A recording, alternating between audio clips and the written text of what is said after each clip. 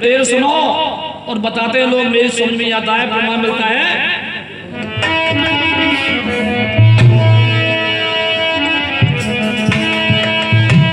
जो नर अपने जीवन में और संतान को बेगुनाह पाते हैं,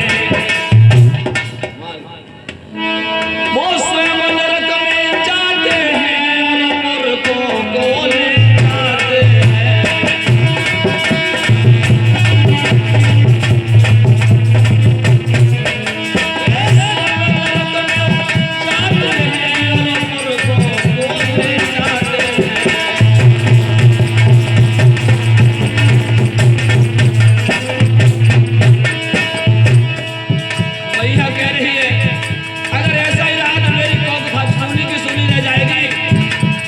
लेकिन भाइयों बताते चले, जो राम, ये 4 भाई थे, सबसे छोटे राम जी राव थे। इनमें से एक भाई थे जो बड़े वाले बताते हैं कि ये बाबा बन गए थे, यानी संत हो गए थे, बैरागी बन गए थे और घर को त्याग करके बैराग धारण कर लिया था। तो बताते हैं लोगों, 4 आश्रम बताए हैं व्यक्ति के जीवन में। वो 4 आश्रम कौन से होते हैं? सबसे पहला आश्रम होता है ब्रह्मचर्य आश्रम, उसके बाद होता है गृहस्थ आश्रम, उसके बाद होता है वानप्रस्थ आश्रम और उसके बाद होता है संन्यास आश्रम। ये 4 आश्रम व्यक्ति के जीवन में है। हम और आप अभी गृहस्थी में हैं, और जो लोग शुरू से ही बैरागी हो जाते हैं, ब्रह्मचर्य बोलते हैं, तो शादी से पहले ही अपना सब कुछ त्याग करके और भगवान बुद्ध की शरण चले जाते हैं या भगवान शरण चले जाते हैं, बैरागी हो जाते हैं। तो ऐसे महात्मा, उनमें से एक भाई थे, वो हो गए थे और घर को त्याग दिया था। जब घर को त्याग दिया था तो घर नहीं जाते थे। तो ऐसे ही एक दिन एक बाबा जो थे भीमा मैया के द्वार पर आ जाते हैं और भीमा मैया के द्वार पर आकर के अलग जगाई गए, माता भिक्षाम जही।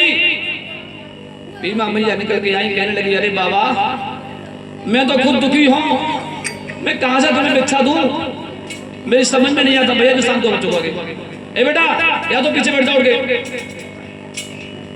बाबा जी कहने लगे, अरे तेरा चेहरा उदास क्यों है, कुछ परेशानी मुझे बता। कहने लगी, बाबा शादी को 3-4 साल हो गए, किसी बच्चे ने जन्म नहीं दिया है, पास पड़ोस के ताने मारते हैं, क्या करूं। बोले बस यही चिंता है। अरे चिंता क्यों करती है, जा मेरा आशीर्वाद तेरे साथ है, तेरे एक नहीं 14 संतानें प्राप्त होंगी तुझे एक नहीं तेरे 14 संतानें प्राप्त होंगी, चिंता मत कर बेटी। भीमा बाई कहने लगी, बाबा हमें लगता है कि संसार के लोग तो झूठ बोलते हैं, बाबा को झूठ बोलने की आदत पड़ गई क्या।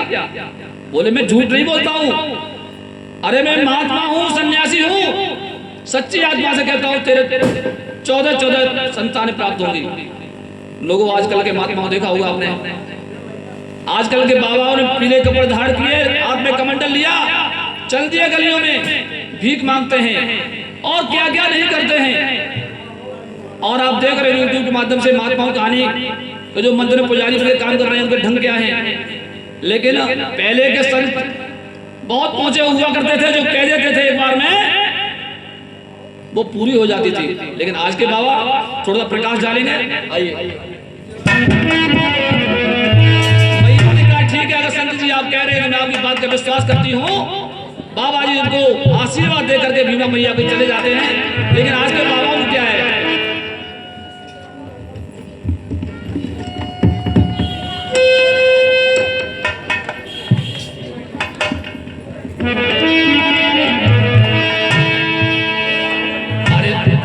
अरे तुम कब से हो गए बाबा, अरे रखाए नहीं जटा, कब से हो गए बाबा।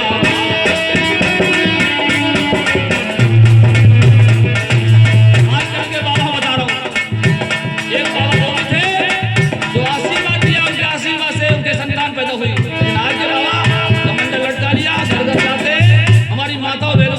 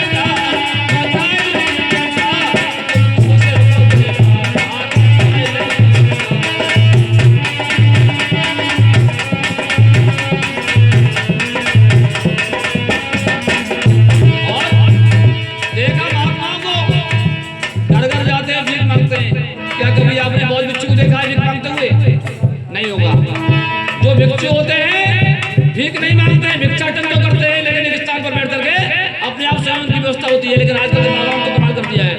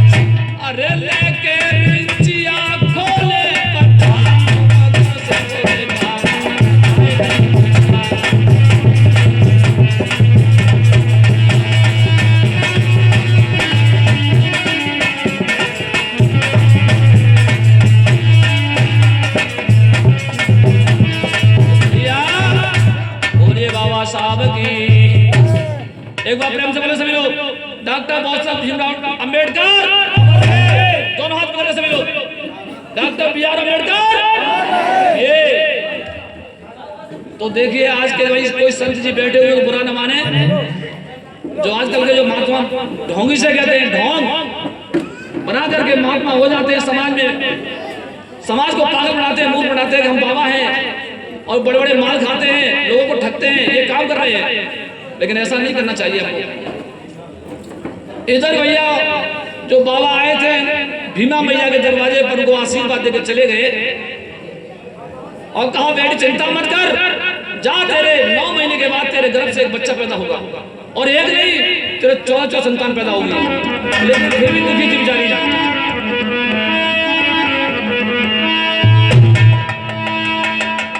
भीमा मैया फिर उदास थी, बोले बाबा जी मुझे विश्वास नहीं हो रहा है, मेरी कोख से किसी बालक ने आज तक जन्म नहीं लिया, तो मैं कैसे मालूम मेरे बच्चा कोई पैदा होगा।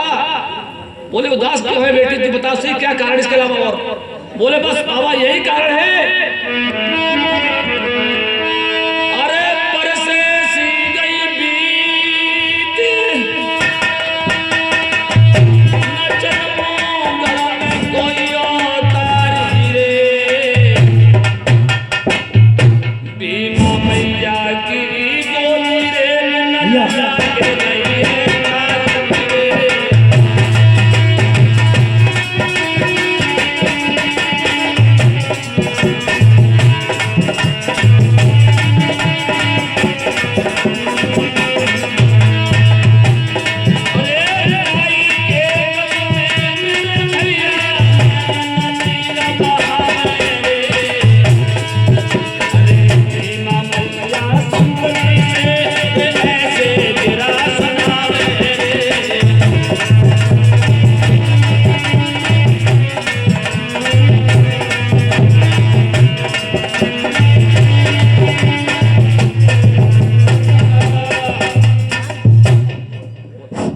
कुछ दान आया है भैया, वो इस तरह है।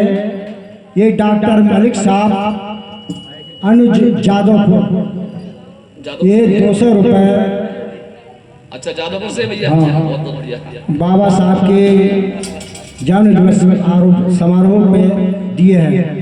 और सिकंदर भाई दुगना ये 200 रुपए का दान दिए हैं। सभी दानदाताओं को बहुत बहुत धन्यवाद, हार्दिक अभिनंदन। उन बाबा जी ने मैया भीमा को अपना आशीर्वाद वचन दिया, जा बेटी कुछ समय का इंतजार कर ले, और बोले बाबा चिंता न कर। अरे मत बेटिया प्यारी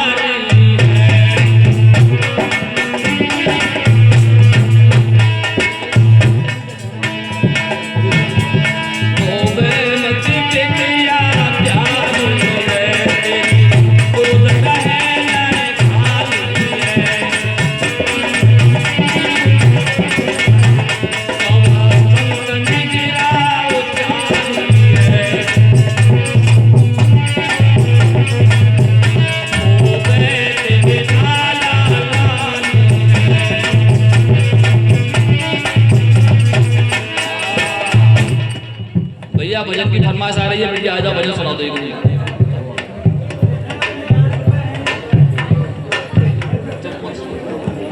चलो बुढ़िया का भजन हो जाए उसके बाद।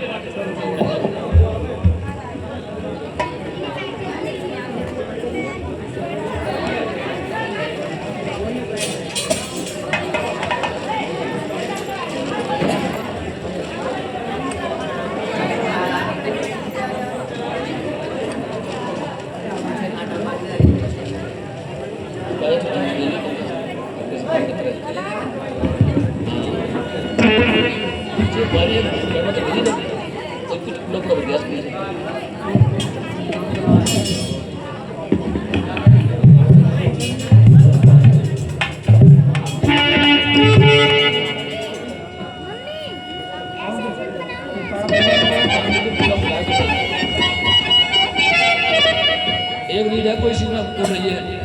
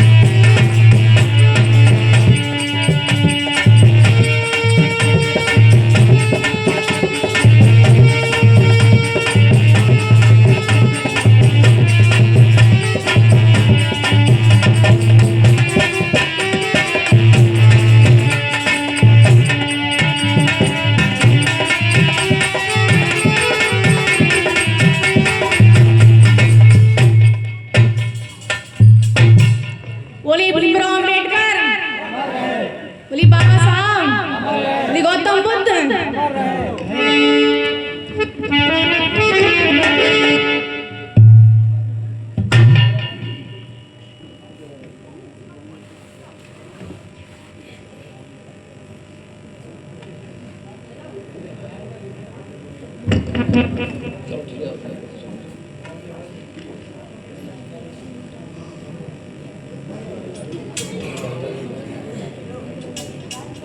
कुछ ना सब सोच रही तो बजट सुनाओ के साथ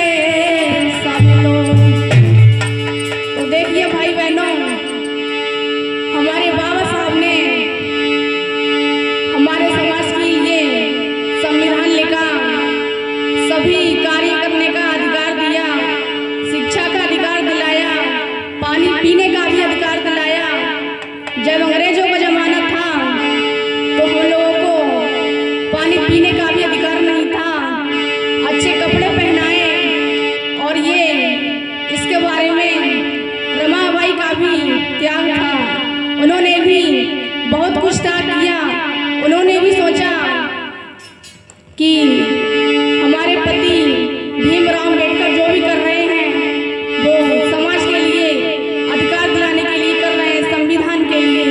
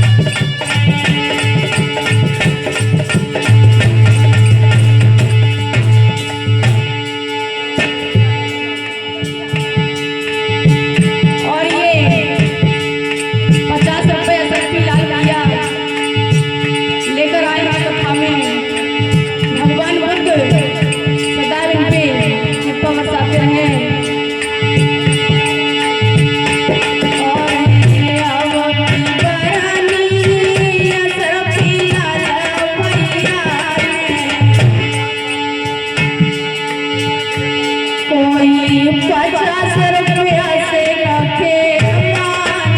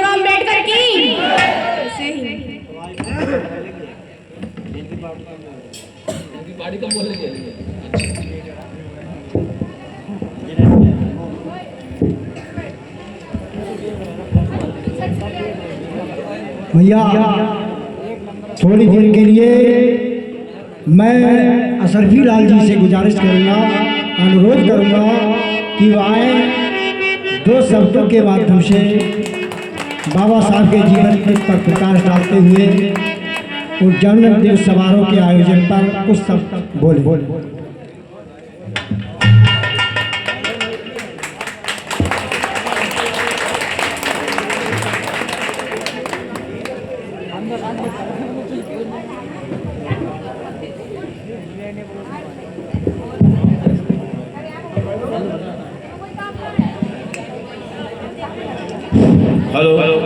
हेलो हेलो हेलो सर्वप्रथम महामानव तथागत गौतम बुद्ध के चरणों में श्रद्धा सुमन अर्पित करते हुए शिक्षा के जनक ज्योतिबा फुले के चरणों में श्रद्धा सुमन अर्पित करते हुए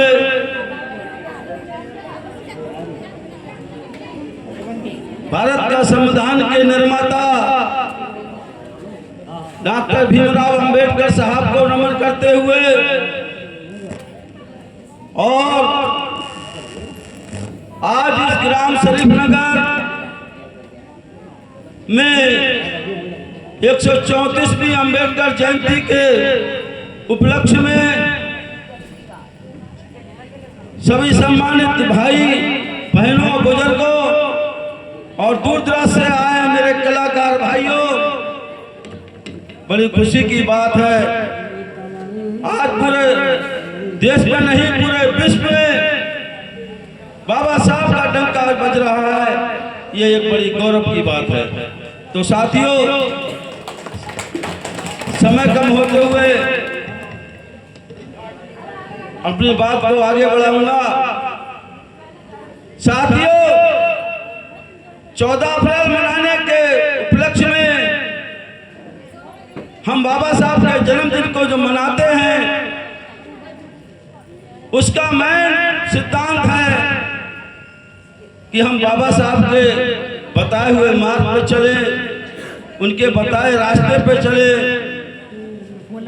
जिससे कि हमारे आने वाले पीढ़ी के लिए ये इतिहास याद है कि बाबा साहब ने जो हमें अधिकार दिए हैं, उन अधिकारों को पूरी तरह से हम लागू रखें और बाबा साहब का जो मिशन है उसको पूरा करने के लिए हम सब लोगों का एक मार्गदर्शन है। तो साथियों, मैं एक छोटा सा भजन गाने के बाद अपनी बात खत्म करूंगा, क्योंकि हमारे सम्मानित कलाकार जो बाहर से आए हैं उनको भी मौका दिया जाएगा। शादियों से सोता रहा दुखिया दलित समाज, अगर न होते बाबा जगत में वो जन्मता संसार।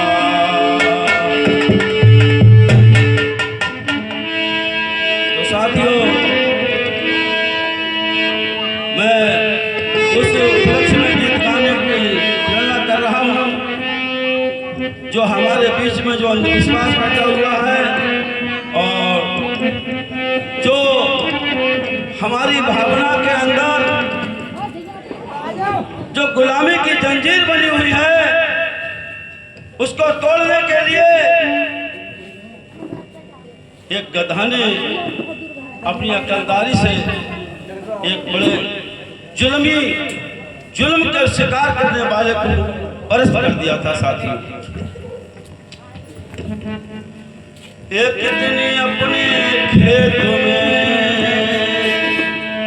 एक दिन अपने खेत को कटवा रहा किसान, नबी से कहने लगा तुम सुनो लगा कर जान।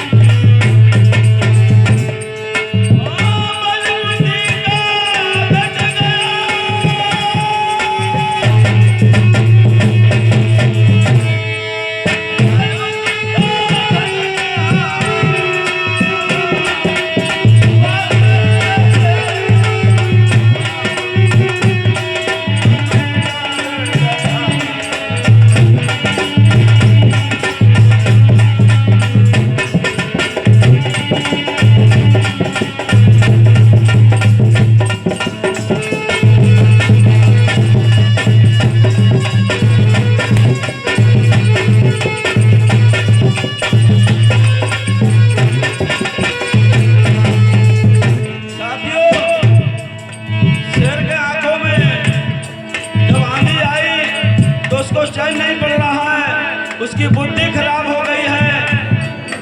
उसी समय साथियों एक हमारे धोबी समाज का एक गधा जंगल में खो गया था। उसको ढूंढने के लिए वो जा रहा था, तो ढूंढते ढूंढते वो शेर उस धोबी के हाथ लग जाता है। तो साथियों कैसे लग जाता है मैं आपको बता रहा हूँ। वो गया गदाई धोबी कायर उसे ढूंढने आया है।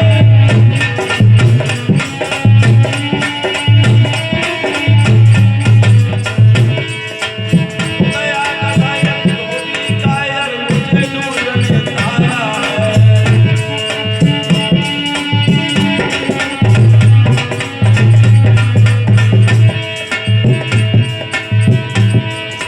चल के आ गई अपने घर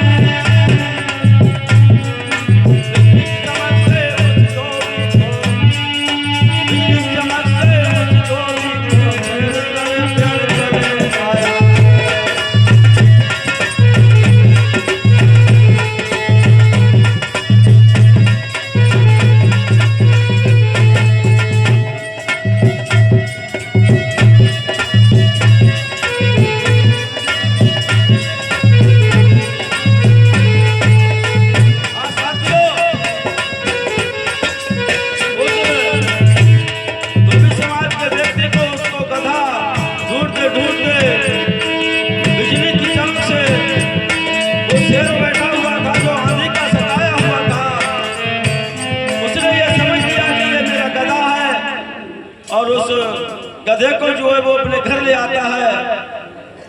घर ले आने के बाद क्या होता है, हाँ बांध दिया गल जाए शेर को बोली दो बिलकारी। बांध दिया गल जाए शेर को बोली दो बिलकारी। मारी कमल में खाया जारी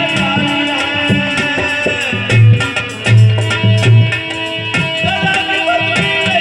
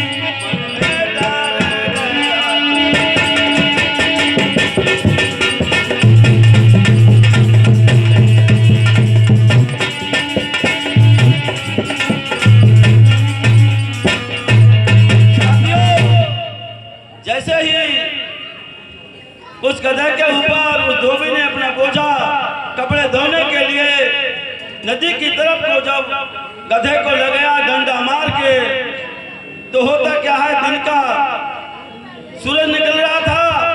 उसी समय एक शेर उस शेर के लिए मिल जाता है और उसे समझाता है कि अरे भाई, तूने ये क्या बुरा काम ले लिया है जो तू अपनी पीठ पर ये धोबी का ये गंदे कपड़ों का बोझा लादे हुए है।